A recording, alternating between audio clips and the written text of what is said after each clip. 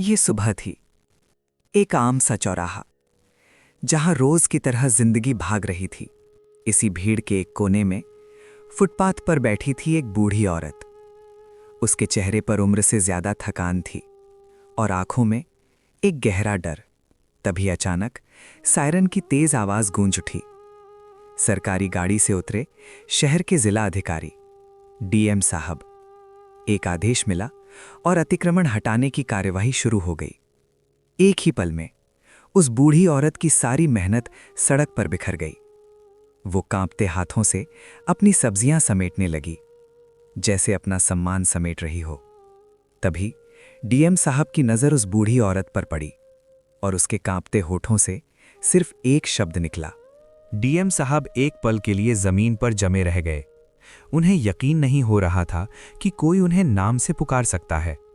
उन्होंने सख्त आवाज में पूछा, तुम मुझे जानती हो? बूढ़ी औरत की आवाज कांप उठी। तेरी मां के जाने के बाद 3 साल तो मेरे ही घर रहा था बेटा। बचपन की यादें एक एक कर सामने आने लगी। वही हाथ जो कभी उसे खाना खिलाते थे, किताबें, फीस, जूते सब उसी ने दिए थे। एक सख्त अफसर अचानक एक बच्चा बन गया। उन्होंने तुरंत आदेश दिया, कार्यवाही रोक दी जाए। तभी उनकी नज़र कमला के कांपते घुटनों पर पड़ी। डीएम साहब खुद आगे बढ़े और उन्हें सहारा दिया। सरकारी गाड़ी अब अस्पताल की ओर बढ़ चली थी। जिस औरत को अभी अतिक्रमण कहा जा रहा था, वही अब उनकी मां थी। और उस पल डीएम साहब समझ गए कि कुछ रिश्ते हर पद से बड़े होते हैं। अस्पताल के बिस्तर पर कमला चुपचाप लेटी थी और उसके पास बैठा था एक जिला अधिकारी, आज एक बेटा बनकर। कमला ने धीमी आवाज में कहा, तेरे जाने के बाद कभी किसी से कुछ नहीं मांगा बेटा। डीएम साहब चुप थे, आंखों में पश्चाताप था। बस दुआ करती रही कि तू बड़ा आदमी बने। उन्होंने भराई आवाज में पूछा, तुमने कभी मुझे खोजा क्यों नहीं? कमला मुस्कुराई। अखबार में तेरी तस्वीर देख लेती थी, वही काफी था। डॉक्टर ने साफ शब्दों में कहा, इन्हें अब आराम की सख्त जरूरत है।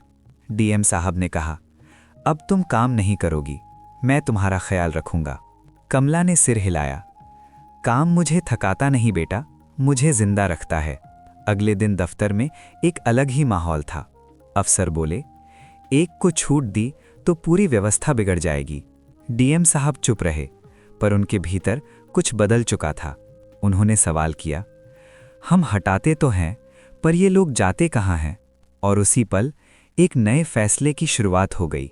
डीएम साहब ने अपनी कलम उठाई और एक नई राह लिखनी शुरू की। ये सिर्फ एक फाइल नहीं थी, ये हजारों जिंदगियों की उम्मीद थी। कलम चली और व्यवस्था का चेहरा बदलने लगा। कुछ अफसर हैरान थे, कुछ खामोश, लेकिन बाहर गरीबों की आंखों में नई रोशनी चमक रही थी। शाम होते होते डीएम साहब फिर उसी चौराहे पर पहुंचे। कमला फिर से अपनी छोटी सी दुकान लगाए बैठी थी। लोग रुक गए, भीड़ जमा हो गई। और तभी डीएम साहब ने वो किया जिसकी किसी को उम्मीद नहीं थी। भीड़ के सामने डीएम साहब ने कमला के पैर छू लिए। कमला स्तब्ध रह गई, उसकी आंखें भर आईं। पूरा चौराहा कुछ पल के लिए खामोश हो गया। कमला ने बेटे की तरह उसे आशीर्वाद दिया। उस दिन एक अफसर नहीं, एक इंसान सबसे ऊंचा खड़ा था। कुछ दिनों बाद अस्पताल का वही कमरा, लेकिन हवा में एक अजीब सी बेचैनी थी। खबर मिलते ही डीएम साहब दौड़े चले आए। कमला की सांसें अब धीरे धीरे चल रही थीं। अजय ने उसका हाथ थाम लिया, जैसे बचपन में वो उसका हाथ थामे रहती थी। कमला ने धीमे स्वर में कहा, रो मत बेटा। डीएम साहब की आंखों से आंसू चुपचाप बह रहे थे।